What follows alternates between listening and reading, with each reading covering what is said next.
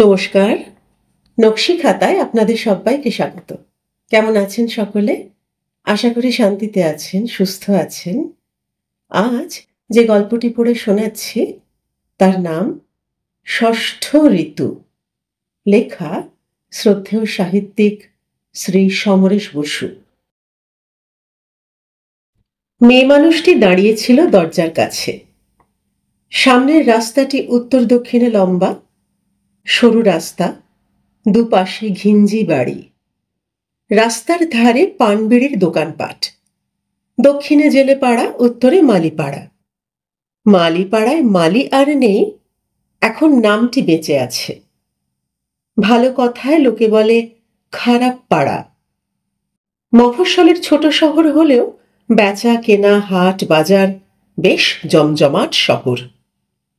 মেয়ে মানুষটি যে বাড়ির দরজায় দাঁড়িয়েছিল, ওইখান থেকে মালিপাড়ার শুরু বলা যায়। পৌষের দুপুর। দেখতে দেখতে রোদ কাত হয়ে গেছে কখন।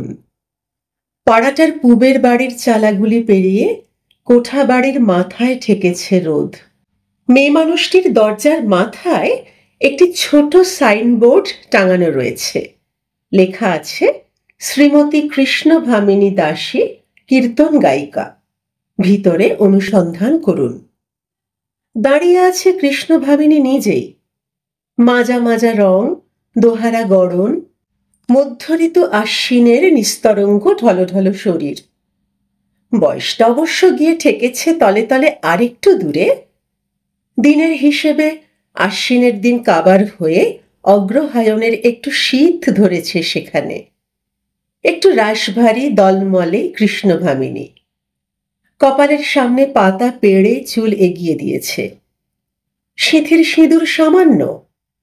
ডাগর চোখে এখনো সজাগ চাহনি। খরতাও আছে।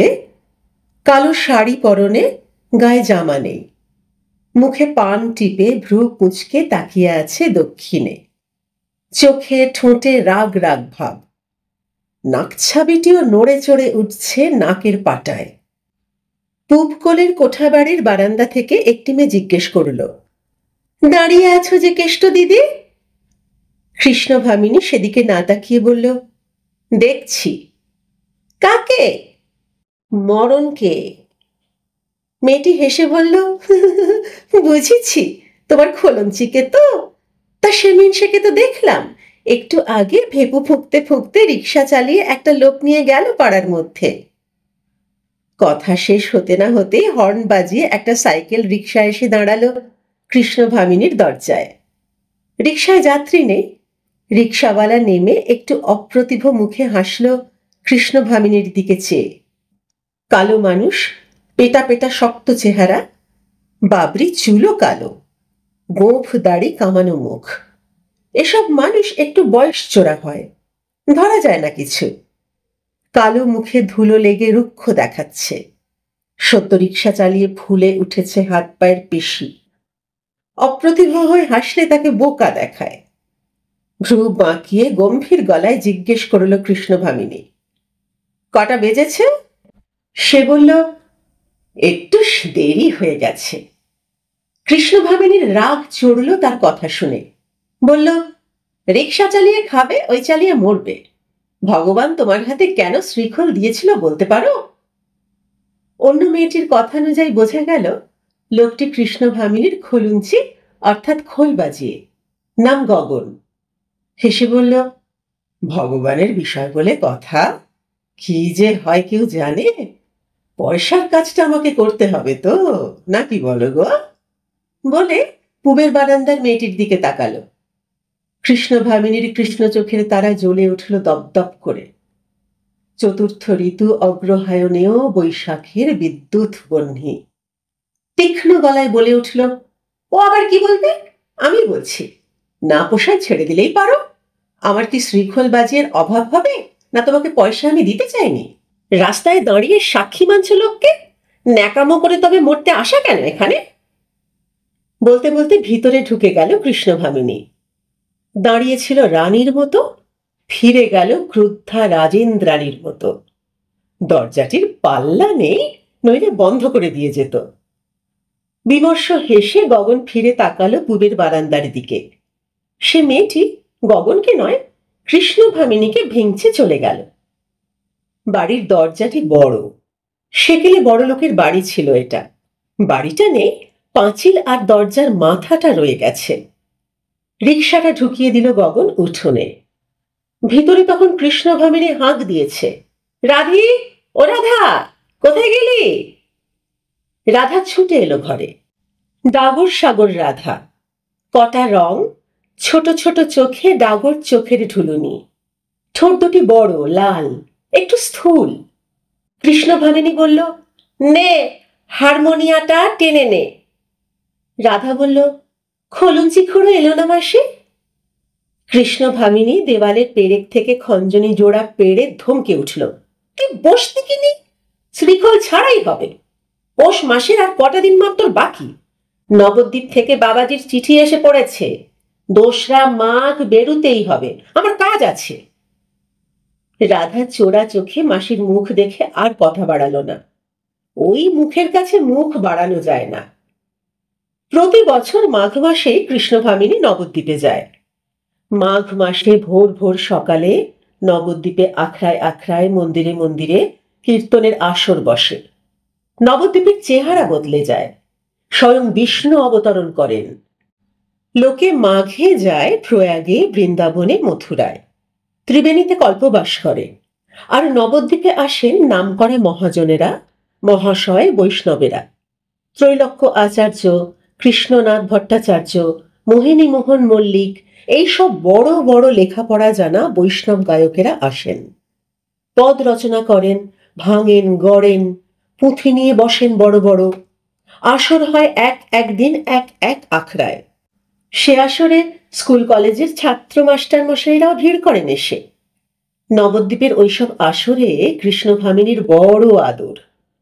মহাশয়েরা স্নেহ করেন মেয়ের মতো। বাবাজিরা তাকিয়ে থাকেন সতৃষ্ণ নয়নে। ভক্ত অভক্ত জনতার রক্তেও আখরের দোলা লাগে। পানটি নেশার জিনিস। নবদ্বীপেও ভোরবেলা স্নান করে পানটি মুখে দেয় কৃষ্ণভামিনী। ঠোঁট রক্তরেখায় বেঁকে ওঠে। ধোয়া নীলাম্বরী পরে আঙুল তুলে গায়, বধূ তোমার দেওয়া গরবে তোমার গরব টুটাবো হে। নবদ্বীপে না গিয়ে পারে না কৃষ্ণভামিনী। আজকাল শহরে বাজারে আর তাদের বড় ডাক পড়ে না। বায়োস্কোপ, থিয়েটার, রেডিও রেকর্ডে অনেক কীর্তন শোনে লোক। কত শত মিঠে গলায় বাহারে পদের গান। তাছাড়া দিন গেছে বদলে। কৃষ্ণভামিনীর দেহ ও বয়সের ধারায় যুগটা পাশ কাটিয়ে গেছে অন্যদিকে। পাড়াতে তাদের ডাকতেও নাকি অসম্মান। সাইনবোর্ডটা ঝুলানো আছে 1 যুগ ধরে। ওইটি দেখে কোনোদিন কেউ ডাকতে আসেনি তাকে। সাইনবোর্ডটির বয়স বেড়ে গিয়ে টিন বেরিয়ে পড়েছে, তাই নবদ্বীপ যেতে হয়। সেইখানে কিছু বায়না পাওয়া যায়। এখনো দূর জেলা থেকে ডাক আসে। বর্ধমান, বাঁকুড়া, আরো তলায় মেদিনীপুর, উঁচুতে মানভূম। প্রবাসের বাঙালিরা ডাকেন কখনো সখনো। কীর্তনের খোঁজে সবাই নবদ্বীপেই আসেন এখনো। কৃষ্ণভামিনী কাছে না থাকলেও বাবাজিরা ঠিকানা দিয়ে পাঠিয়ে দেয় এখানে। না গিয়ে উপায় কি? বছর 2 আগে রাধা মাধব আখড়ার রাখহরি বাবাজি একদিন গানের শেষে এসে বলেছিল, কেষ্ট আচার্যি মশাই বলছিলেন এবার তোমার আখেরটা একটু দেখতে হয়। ধক করে উঠেছিল কৃষ্ণভামিনীর বুক। কেন বাবাজি, গান জমেনি? বাবাজি বলেছিলেন, রাধে মাধব, এমনটি আর কার জমে গো? আচার্যি বলছিলেন কেষ্টর বয়স হলো, আখেরের কিছু না করলে শেষ বয়সটা। একটু থেমেই আবার বলেছিল, তোমার কথা সবাই ভাবেন, তাই বলছিলাম সব গুটিয়ে সুটিয়ে একেবারে নবদ্বীপে চলে এসো, শেষ বয়সটা রাধা মাধবের সেবা করে। ধকধকানিটা থেমেছিল। যন্ত্রণাটা বুকের কমেনি কৃষ্ণভামিনীর।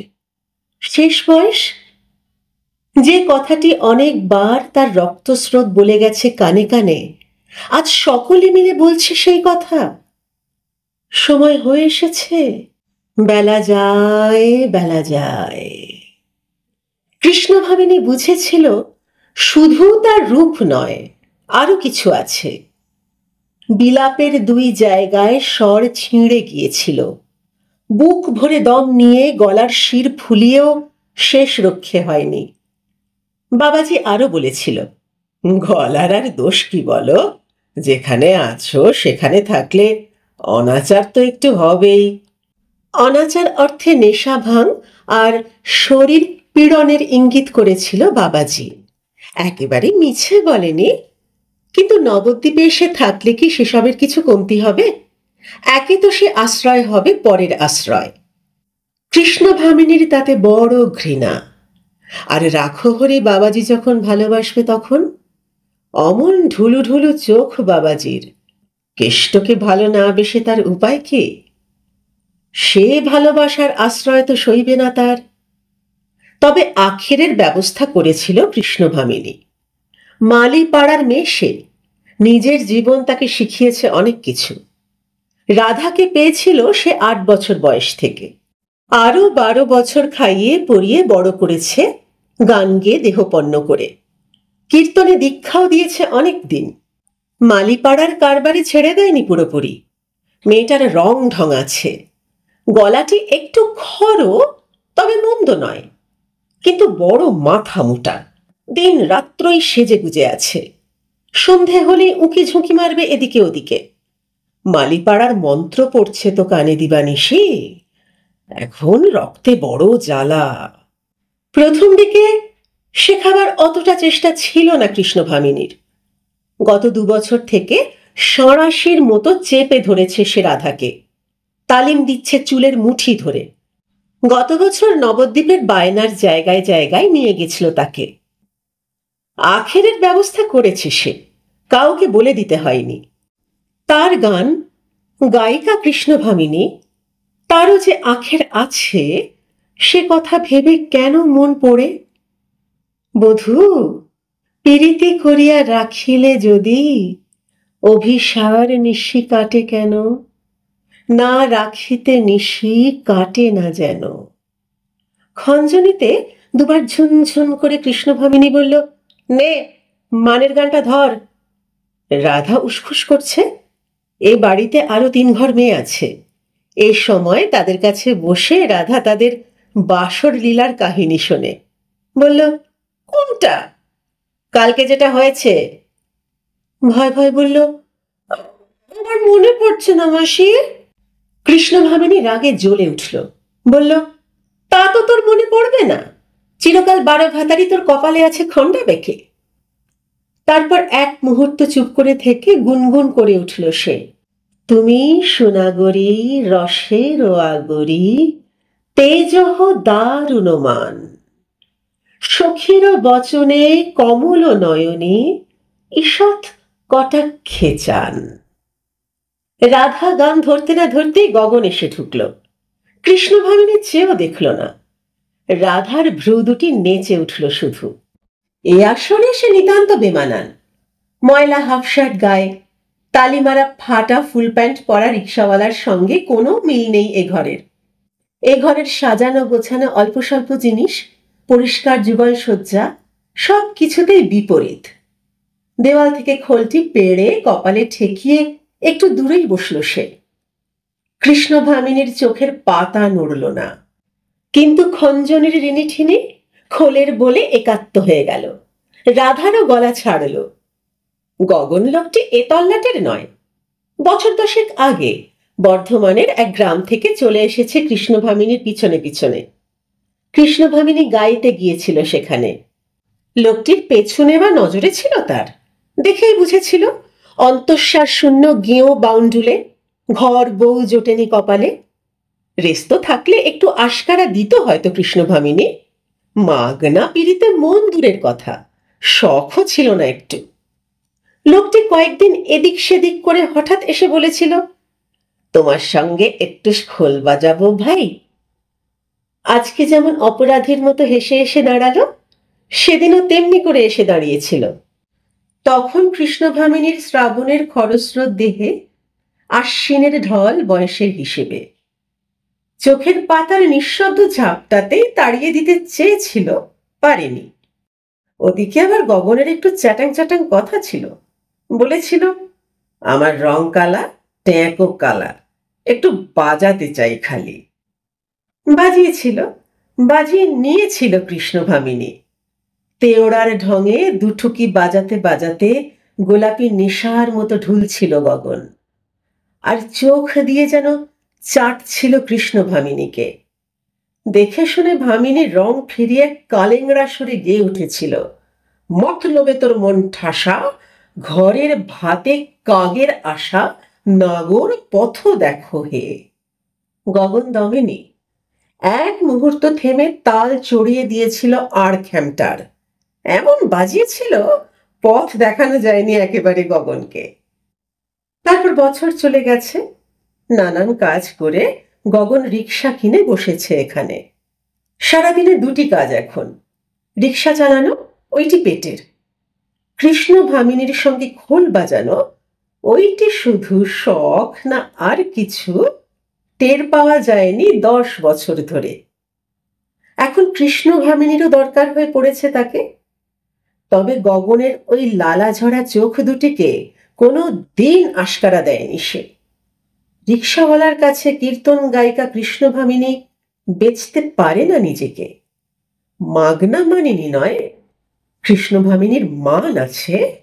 মালিপাড়ার মেয়েরা ফোসলায় গগনকে, কি আশায় আছো, না হয় রিক্সায় চালাও, আর মেয়ে মানুষ নেই এ সংসারে? আছে।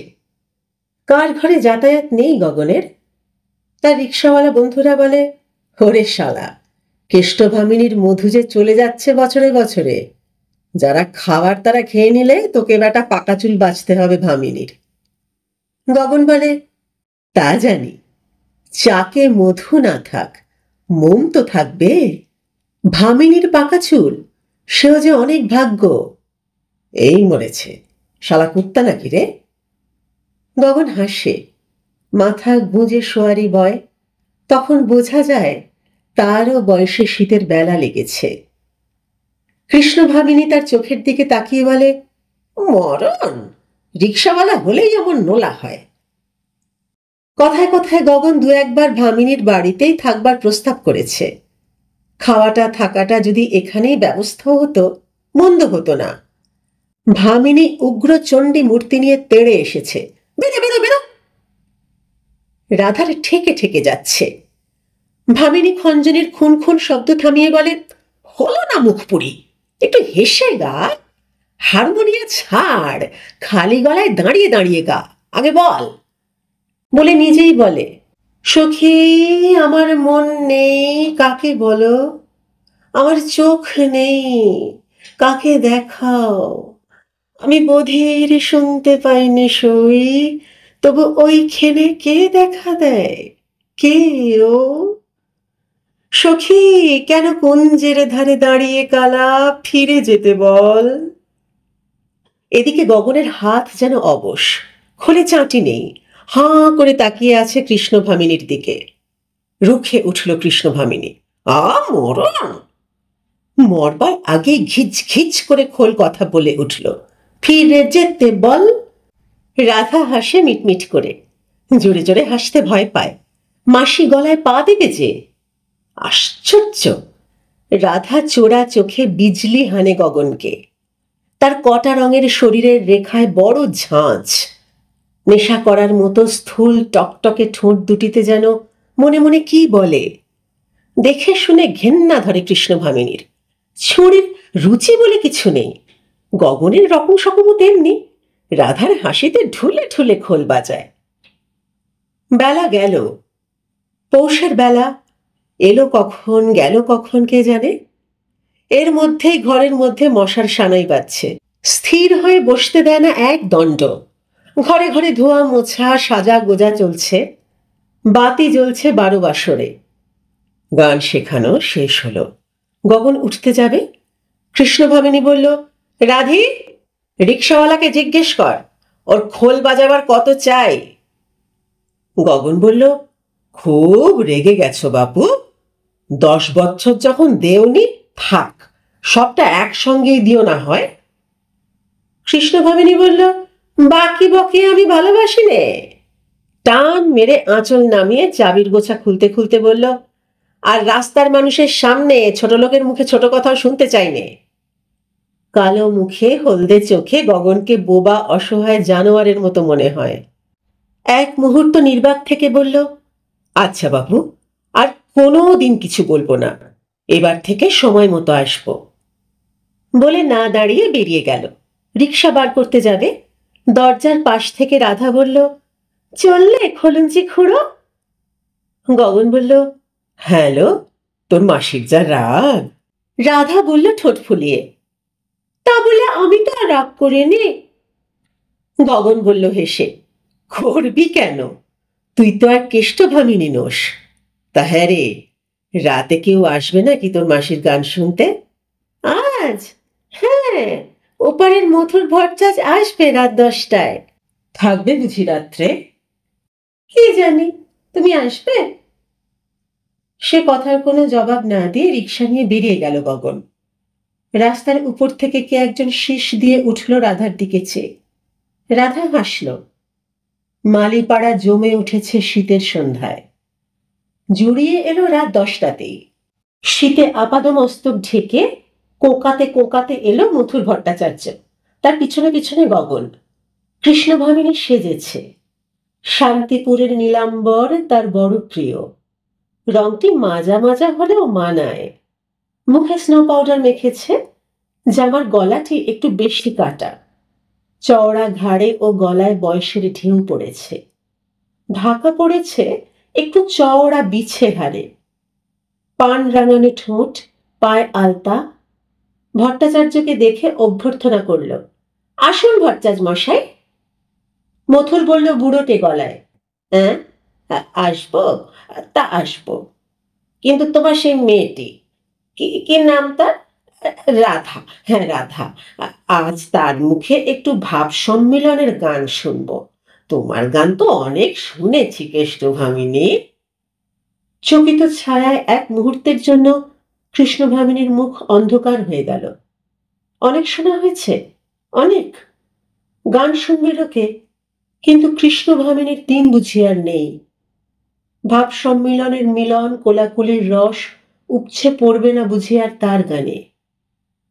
পর মুহূর্তেই হাসল, পঞ্চম ঋতুর শীতার্ত শুষ্ক হাসি যেন। ভালো, ভালোই তো। সে আসল, রাধা যে তার সুদ। তারই গান শুনুক লোকে। বলল, বেশ তো, শুনবেন, বসেন। মথুর বসল। ভূতের মতো বেমানান তালিমারা প্যান্টটা পরে হাঁ করে বোকা চোখে গগন তাকিয়েছিল ভামিনীর দিকে। চোখে চোখ পড়তে চমকে খোল নামালো সে। রাধা তখন অন্য ঘরে। ভামিনী বলল, বসুন, ডেকে নিয়ে আসি। রাধাকে নিয়ে তখন অন্য ঘরে টানাটানি। ছাড়িয়ে নিয়ে এলো ভামিনী। মথুর বলল, এসো এসো। পৌষ সংক্রান্তি গেল। উত্তরায়ণে বাঁক নিল সূর্য। সোনার মতো রোদে ছায়া বেঁকে গেল একটু দক্ষিণে। দিনের ঘুমটা খুলতে লাগলো একটু একটু করে। 2রা মাঘ। রাধাকে নিয়ে রওনা হলো ভামিনী। গগনও এসে ঢাকা বারান্দায় তুলে দিল রিক্সা। শ্রীখোল নিল কাঁধে। সেও যায়, না গিয়ে পারে না। বাজাবার বড় স্বাদ। 10 বছর ধরে নবদ্বীপে সেও চেনা হয়ে গেছে। কেষ্টভামিনীর খোল বাবাজি তার নাম হয়েছে। গগন বড় খুশি। আর আজকাল অপরে খোল ধরলে একটু বাঁধো বাঁধো লাগে ভামিনীর। গগনের সেখানে বেশ নাম। তবে বেশি দিন থাকতে পারে না, পেট চালাতে হবে তো। 2-4 দিন বাদেই ফিরে এসে রিক্সা নামায়। মালিপাড়ার মেয়ে পুরুষেরা বলে, কেষ্ট খেতে দিলে না বুঝি? গগন বলে, আমি কেন খাবো? রওনা হলো তারা। পাড়ার মেয়েরা মুখ বেঁকিয়ে বলল, মাগির ঠ্যাকার দেখলে গা জ্বালা করে। স্টেশনে গিয়ে ভামিনী 2টি টিকিটের টাকা দিল গগনের হাতে। গগন 3টি টিকিট কেটে নিয়ে এলো। নবদ্বীপে আসর জমে উঠেছে সংক্রান্তির দিন থেকেই। সকলেই অভ্যর্থনা করল কৃষ্ণভামিনীকে। আখড়ায়, মন্দিরে, চেনাশোনা বাড়িতে। রাধাকে গত বছরই সবাই দেখেছে। গত বছর রাধা বিশেষ সুবিধে করতে পারেনি, তবে রাধার কাছ ঘেঁষাঘেঁষির জন্য সকলেই বড় ঠেলাঠেলি করেছে। গগন খলুঞ্জিকেও চেনে সকলে। রাখহরি বাবাজির আখড়াতেই আস্তানা নিল ভামিনী। মহাজন মশাইয়েরা এসে ঠাঁই নিয়েছেন এক এক জায়গায়। আসরে দেখা হয় সকলের সঙ্গে। সকলেই ডেকে কুশল জিজ্ঞেস করলেন ভামিনীর। পরদিন গানের আসরে বসল ভামিনী। লোকারণ্য হলো সেই আসরে। প্রথম দিন সে কৃষ্ণ রাধা ভজল, খোল করতাল ভজল, মান্যগণ্য মহাজন গুরুজন ভজল। তারপর ধরল, প্রভু না বাঁধিয়ে টানো, কি যেন টানে টানো, আমারে জনম ভরিয়ে টানো, পিরিতি রশিতে বাঁধিয়া টানো, টানো হে। ধুলায় পড়ে, কাঁটায় ফুটে, রক্ত ঝরে, জ্বালায় পুড়ে মরিব, তবু টানো হে নাথ। অনেকক্ষণ গাইল ভামিনী, কিন্তু তেমন সাড়া শব্দ পড়ল না। নিজেকে বড় ক্লান্ত লাগলো ভামিনীর। ঠোঁট শুকিয়ে উঠতে লাগলো। চোখের কটাক্ষে সেই রং ফুটছে না। শরীরে দোলায় দোলায় হাত উঠছে না তেমন করে। এক ফাঁকে বাইরে এলো। রাখহরি বলল, কি হয়েছে তোমার কেষ্ট? কেন? গলায় যে তোমার বয়সা ধরেছে। বয়সা? হেসে উঠল ভামিনী। বলল, এ বয়সে আবার বয়সা কি বাবাজি? সে তো ছেলে মানুষের ঘরে। রাখহরি বলল, এই বয়সেও ধরে গো। গলায় তোমার দোআঁশলা জট পাকাচ্ছে কেন? দোআঁশলা জট? আচমকা শীতের কাঁপ ধরে গেল যেন ভামিনীর বুকে। হেসে বলল, একটু চা খেয়ে নিতে হবে। রাখহরি ভামিনীর আপাদমস্তক তীক্ষ্ণ চোখে দেখে হঠাৎ মিষ্টি হেসে বলল, থাক না, এবার না হয় থাক। তোমার রাধাকে গাইতে দাও, দেখা যাক কেমন শিখেছে। রাখহরির চোখের দিকে তাকিয়ে ভামিনীর রাঙা শুকনো ঠোঁটো বেঁকে উঠল। কিন্তু গাইতে বলল রাধাকেই। রাধা ভ্রু তুলে ঠোঁট ফুলিয়ে গাইল, আমারে অবলা পেয়ে বুঝিয়ে সুঝিয়ে বাঁধিলে পিরিতি ফান্দে, অতি অভাগিনী কুঠো নাহি জানি, ফান্দ খোলে কি ছান্দে। গলা একটু খরো, কিন্তু কাঁচা গলার চড়া সুরে আর কাঁচা বয়সের কিশোরী ঠমকে আসর গুনগুন করে উঠল। কোথায় ছিল আসরের এই হাসি ও আনন্দাশ্রু? অন্ধকার চেপে আসছে কৃষ্ণ ভামিনীর মুখে, তবু হাসছে। শীত, বড় শীত, গুড়গুড় করে কেঁপে কেঁপে উঠছে বুকের মধ্যে। কেন? চুলের মুঠি ধরে যাকে শিখিয়েছে সেই রাধার গুণে বলিহারি যাচ্ছে সব। তার সুদের ঐশ্বর্য। স্বয়ং মোহিনী মল্লিক মহাজন আশীর্বাদ করলেন ভামিনীকে। বাহ, বেশ। শুধু আখেরের স্বার্থে এমনটি শিখুনো যায় না মা। তুমি সত্যিকারের আখেরের কাজ করেছ। বড় সুখ, তবু মুচড়ে মুচড়ে ওঠে বুক। কীর্তন গায়িকা কৃষ্ণ ভামিনী আর নেই, আখেরের কাজ আছে। এমন মহাজন কেন হলো না ভামিনী, যে সুদের নেশায় বুঁদ হয়ে থাকে? কেবল দুটো দিন গগন চুপচাপ খোল বাজালো, আর অপলক চোখে চেয়ে দেখল ভামিনীকে।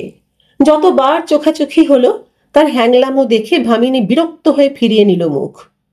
মরলে ওকে হাড় কখানা চিবুতে দিয়ে যাবে। দুদিন পরে গগন বিদায় নিল, বলে গেল আবার আসবে মাঘেই।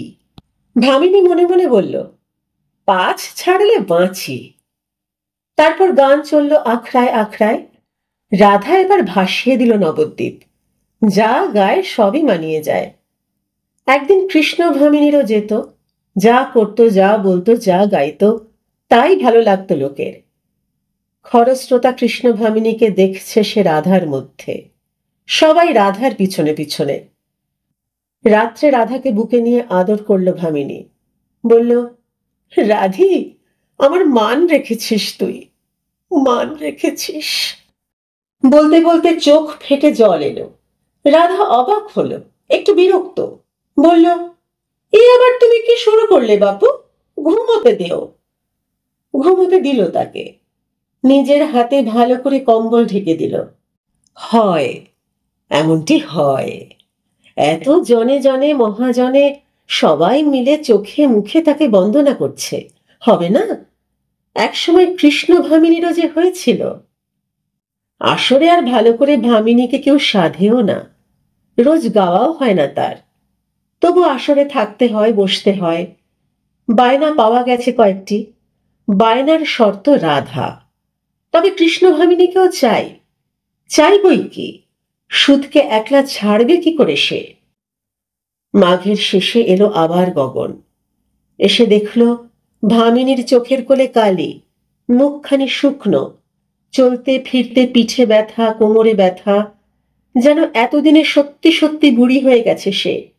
পা ছড়িয়ে বসে, তেমন সাজা গোজা নেই, যেন মালি পাড়ার সুখী মাসি। গগন বলল, শরীরটা তোমার খারাপ দেখছি যে। মুখ ঝামটা দিয়ে উঠল ভামিনী। শরীরটা ছাড়া বুঝি আর কিছু দেখতে পাও না ওই মরা খেগো চোখে? গগন বলল, তাও দেখতে পাই। কি দেখতে পাও? তোমার দুঃখ। মরে যাই আর কি, উনি এলেন আমার দুঃখ দেখতে। তারপর হঠাৎ কি হলো ভামিনীর, ভীষণ ক্ষেপে উঠল। বলল, গদর খেকো মিনসে, আর কবে ছাড়বে পেছন? মরলে তবে আগে মরি, তারপরে ছিঁড়ে ছিঁড়ে খেও। গগন একেবারে ভ্যাবাচাকা খেয়ে গেল। তাড়াতাড়ি বলল, আচ্ছা তাই হবে, তাই হবে, তুমি চুপ করো এখন, বলে সরে পড়ল। মাঘ মাসের শেষ কটা দিন কাটিয়ে যাত্রা শুরু হলো। গুটি সাতেক বায়না আছে। কৃষ্ণনগরে, চোতখণ্ডে, রামপুরহাট, ধানবাদে, গোটা দেশটায় প্রায় সব জায়গাতেই সবাই ছুটে এলো কৃষ্ণ ভামিনীর নাম শুনে। মুঠি ভরে পয়সা আর বাহবা দিয়ে গেল রাধাকে। তবে কৃষ্ণ ভামিনীকেও বাহবা দিয়েছে সবাই। সে নইলে এমন মেয়ে সাকরেদ আর কার হয়? চোতখণ্ড অবধি সঙ্গে রইল গগন। ওখানেই কাছাকাছি তার জন্মভূমি। সে বিদায় চাইলে ভামিনী বলল, আগে বলনি কেন? আমার খোল বাজাবে কে? গগন বলল, পেটের ব্যবস্থা দেখতে হবে তো আমাকে, ট্যাগ যে ফাঁক। ভামিনী বিরক্ত হয়ে বলল, না হয় খেতেই দেব। হলদে চোখে অন্যদিকে তাকিয়ে বলল গগন, তা পারবো না বাপু, আমি খোল বাজিয়ে জোগাড় করে দিয়ে যাচ্ছি। সেই দিনই বর্ধমান শহর থেকে জুটিয়ে দিয়ে গেল একজনকে। ভামিনী ঠোঁট উল্টে বলল, মুরত বড় মান, তার ছেঁড়া দুটো কান, আপদ কোথাকার, ও আবার খাবে খোল বাজিয়ে? পয়লা বৈশাখ ফিরে এলো কৃষ্ণ ভামিনী আর রাধা। রোজগারে একটু ভাঁটা পড়েছিল কয়েক বছর, এবার সুদ শুদ্ধ আদায় করে নিয়ে এসেছে ভামিনী। কিন্তু বুকের কাঁটার মতো একটা লোক পেছন নিয়েছে বর্ধমান থেকে। যত জায়গায় তারা গেছে, সব জায়গায় গেছে লোকটা। ভাবও হয়েছে খুব রাধার সঙ্গে। রাধার আশকারাতেই এখানেও ছুটে এসেছে। বুকে বড় ধুকুপুকু ভামিনীর। গগনের মতো হলেও ভালো ছিল, কিন্তু লোকটি অল্প বয়সী, পয়সাওয়ালা উগ্র ক্ষত্রিয় ঘরের ছেলে, সহজে ছাড়বে না। ভাব জমাবার চেষ্টা করেছে ভামিনীর সঙ্গে, রাধার সঙ্গে পীড়িত হয়েছে, একেবারে দূর দূর করতে পারেনি। ফিরে এসে রাধা বলল, মাসি, লোকটা কিন্তু দুদিন থাকবে এখানে। ভামিনী গম্ভীর গলায় বলল, না। রাধা ফুঁসে উঠল, হ্যাঁ থাকবে। অবাক হয়ে তাকিয়ে রইল কৃষ্ণ ভামিনী, কিন্তু সে তেজ নেই তার। নিস্তেজ গলায় বলল, মুখপুরি, বেশি অত্যাচার করলে গলাটা যে যাবে। রাধা হুকুমের সুরে বলল, যাক, গলার জন্যে কি কারোর ঘরে লোক আসা বাঁচছিল? অন্ধকার মুখে চুপ করে রইল ভামিনী। বুকটার মধ্যে পুড়তে লাগলো চাপা আগুনে। চোখের মণিতে সে আগুন নেই, অঙ্গুলি সংকেতের সে নির্দেশ নেই।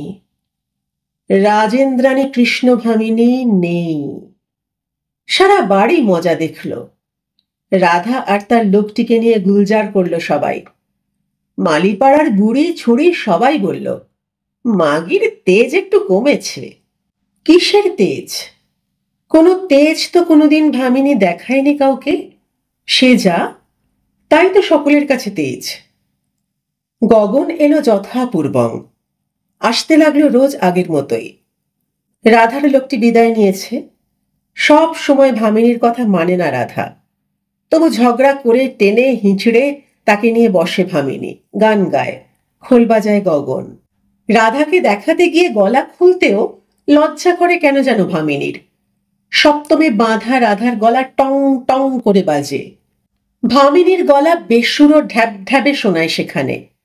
অপ্রতিভ হয়ে খাঁকারি দেয়, আবার তোলে গলা, বলে, নে বল। রাধা বলে, থাক বাপু, তুমি বরং একটু শুয়ে থাকো গে, বলে উঠে যায়। কথা সরে না ভামিনীর মুখে, শুধু বসে থাকে চুপ করে। হঠাৎ একসময় খেয়াল হয় মুখোমুখি খোল কোলে করে বসে আছে গগন। ভ্রু কুঁচকে বলে, বসে আছো যে? গগন বলে অপ্রতিভ হেসে, যদি একটু গাও তাহলে বাজিয়ে যাই। কে আমি? রস যে প্রাণে ধরে না দেখছি। গাইব এবার ঘাটে গিয়ে, পালাও পালাও। আরো একটি বছর গেল এমনি। রাধার সেই পীড়িতের ছেলেটি এসেছে মাসে একবার করে। এবছরও ঘুরেছে সঙ্গে সঙ্গে। সঙ্গে মালিপাড়ায়ও এসেছে। এবার ফিরে এসে রাধা দুদিন বাদেই বলল, মাসি, আমি চলে যাব। ধক করে উঠল কৃষ্ণভামিনীর বুকের মধ্যে। 4 বছর আগে রাখহরির কথায় এমনি ধক করে উঠেছিল। গানের গলা নেই, আজ কথা বলবারও গলা নেই ভামিনীর। হাঁ করে তাকিয়ে রইল রাধার নির্বিকার দৃঢ় মুখের দিকে। খানিকক্ষণ পর বলল, কোথায় যাবি? ওর সঙ্গে। ওর মানে সেই পীড়িতের লোকটির সঙ্গে। বুকের মধ্যে কনকন করছে কৃষ্ণভামিনীর। পঞ্চম ঋতুর দারুণ শীতে নেমেছে হিমপ্রবাহ। গলা গেছে, গান গেছে, ধমক ঠমক গেছে, সুদ যাচ্ছে আজ। আসল খেয়ে গেছে কবে। মথুর ভট্টাচার্যরা কবেই ছেড়ে গেছে। টাকা পয়সা সোনাদানাও কিছু রানীর ঐশ্বর্য নেই। এ বয়সে আর কিসের বিষাতি করবে? কে আসবে এ ঘরে? ভামিনী বলল, ভীত করুণ চোখে তাকিয়ে বলল কীর্তন গায়িকা কৃষ্ণভামিনী, যাবি মানে? তোকে খাইয়ে পরিয়ে বড় করলাম, শেখালাম, পড়ালাম, আমাকে কোথায় রেখে যাবি? রাধা বলল কটকট করে, খাইয়েছ পড়িয়েছ বলে আইন নেই যে তুমি আমাকে চিরদিন ধরে রাখবে। মন চাইছে যাকে তার সঙ্গেই চলে যাব। মন চেয়েছে? এ বুঝি ভালোবাসা? থিয়েটার বায়োস্কোপে এমনি পীড়িতের আজকাল নাকি বড় ছড়াছড়ি। কিন্তু দুদিনে যে তেজ ভেঙে যাবে। ঘরের বউ না, কুলোটা, তোকেও যে একদিন এমনি করে এক রাধাকে খাওয়াতে পড়াতে হবে। গম্ভীর গলায় বলল ভামিনী, যা। এমন আচমকা আর নির্বিকার ভাবে বলল ভামিনী যে রাধাও এক মুহূর্ত থমকে রইল। কুঁকড়ে উঠল ঠোঁট দুটি। ভামিনী বাইরের দরজার কাছে গিয়ে দক্ষিণ দিকে দেখল একটা রিক্সাওয়ালা যাচ্ছিল। তাকে বলে দিল, তোমাদের গগন রিক্সাওয়ালাকে একটু ডেকে দিও তো। ওদিকে আবার যাবার তাড়া লেগেছে, আর 3 ঘরের মেয়েরা সবাই হেসে কুটিপাটি হচ্ছে। খবর রটেছে সারা মালিপাড়া। সবাই একবার করে দেখতে আসছে রাধা আর তার নাগরকে। রাত 10টায় চলে যাবে ওরা। ভামিনী বসেছিল বাতি জ্বালিয়ে। মনটা বড় গান করতে চাইছে, পারছে না ওদের কথার ফিস ফিস খিলখিল হাসিতে। একটু পরেই এলো গগন, বলল, তুমি নাকি ডেকেছ? ভামিনী বলল, হ্যাঁ, বলছিলাম আমার একটা লোক দরকার, রোজগেরে লোক, আমাকে রাখতে পারে এইরকম। কয়েক মুহূর্ত হাঁ করে চেয়ে রইল গগন। বৈশাখ মাস, সারা গায়ে ধুলোবালি গগনের, কালো মুখে ঘাম। তারপরে হঠাৎ অপ্রস্তুত হয়ে হাসল গগন। অন্যদিকে চেয়ে বলল, তা আমাকে যদি বলো এখনো রিক্সাটা চালাই, রোজগারও হয়, আমি তোমার কাছে থাকতে পারি। ভামিনী বলল, তোমার যদি মন চায়, থাকা তো নয়, আমাকে রাখাও বটে। গগন বলল, তা তো বটেই, তবে আজকের রাত থেকেই থাকি। কৃষ্ণভামিনীর চোখে যন্ত্রণা ও ঘৃণা। বলল, এসো, খাওয়াটাও আজ থেকে তাহলে এখানেই হবে? তাই হবে। গগন বেরিয়ে গেল। ঘণ্টাখানেক পরে ফিরে এলো। একটু খাটো হলেও কোঁচা দিয়ে আজ ধুতি পরে এসেছে গগন। গায়ে খাড়ে কাঁচা জামা, গলায় একখানি সুতির চাদর, পায়ে অবশ্য টায়ার কাটা স্যান্ডেলটি আছে। এই বেশে তাকে রিক্সা চালিয়ে আসতে দেখে সবাই হইচই করে উঠল। ভামিনীর বাড়ির মেয়েরাও হেসে কুটিপাটি। ও মা, এ কি খলুঞ্চি খোড়ো! ওদিকে যাওয়ার সময় হলো। বিদায় নিল রাধা গগন আর ভামিনীর কাছ থেকে। ভামিনী নীরব। গগন বলল, সুখে থাকিস, বুঝে চলিস। চলে গেল ওরা। তারপরে সবাই উঁকি ঝুঁকি দিতে লাগলো ভামিনীর ঘরে। ভামিনী রান্না শেষ করলো। চোখ না তুলে মাটির দিকে চেয়ে আসন পেতে খেতে দিল গগনকে। খাওয়া হলে গা ধুয়ে ধোয়া কাপড় পরে গগনের সামনে এসে দাঁড়ালো। হাসবার চেষ্টা করছে, পারছে না। বুকটা বড় ধড়ফড় করছে। ঠাটবাট করতে হবে, কিন্তু রক্তে সে দোলা নেই, বয়সের ভারে অচল। তবুও হেসে তাকালো।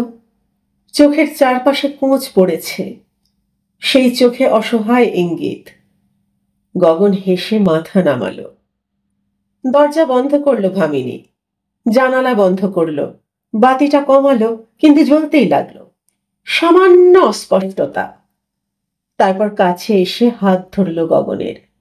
গগন চমকে উঠে বলল, কই, হারমোনিয়া পারলে না? ঈষৎ বিরক্ত হয়ে বলল ভামিনী। কেন? গাইবে না? কৃষ্ণ ভামিনী বলল, শোবে না? তেমনি অপ্রস্তুতভাবে হাসতে গিয়ে আজ প্রথম গগনের মুখটা বিকৃত হয়ে গেল। বলল, কৃষ্ণ ভামিনী, ওইটির জন্য তোমার কাছে আসিনি। তুমি যা দেবে সব নেব, কিন্তু তুমি কেষ্ট ভামিনী। বলে কয়েক মুহূর্ত চুপ করে থেকে ঢোক গিলে বলল, তোমার কাছে থেকে বাজাবো তাই চেয়েছি এতকাল ধরে। বিস্মিত সংশয় ফিরে তাকালো কৃষ্ণ ভামিনী। পর মুহূর্তেই চোখে জল এসে পড়ল তার। রুদ্ধ গলায় বলল, কেন? গগন বলল, বাবারে, সব ভুলে গেলাম। কীর্তন গায়কে কেষ্ট ভামিনীর গান শুনে সে কি ভুলতে পারি? আজ যদি ডাকলে একটু বাজাতে বলো আমাকে। কে বলবে? কে কথা বলবে? হৃদয়ের সব গান আজ আরেক গানের রসে যে গলা বুঝিয়ে দিয়েছে। হারমোনিয়াম পেড়ে দিল গগন। শ্রীখোলটিতে কপাল ঠেকিয়ে কোলে নিয়ে বসল। বলল, গাও। হারমোনিয়ামে সুর উঠল। কৃষ্ণ ভামিনী সুর দিল। সুর উঠল, স্বর উঠল। সেই স্বরে পঞ্চম ঋতু পেরিয়ে ষষ্ঠ ঋতুর বাতাস লাগল। সারা মালি পাড়াটা প্রেতিনীর মতো ফিসফিস করে হাসতে লাগল। কেষ্ট ভামিনী আবার গাইছে গো। গল্পটি এখানেই শেষ হলো। কেমন লাগলো জানাবেন। যদি ভালো লাগে চ্যানেলটি সাবস্ক্রাইব করে আমার পাশে থাকবেন। নকশি খাতাকে আপনার নিজের করে নেবেন। সকলে খুব ভালো থাকুন, আনন্দে থাকুন, সুস্থ থাকুন, পরিবারকে নিয়ে শান্তিতে থাকুন। শিগগির দেখা হচ্ছে। আজ আসি।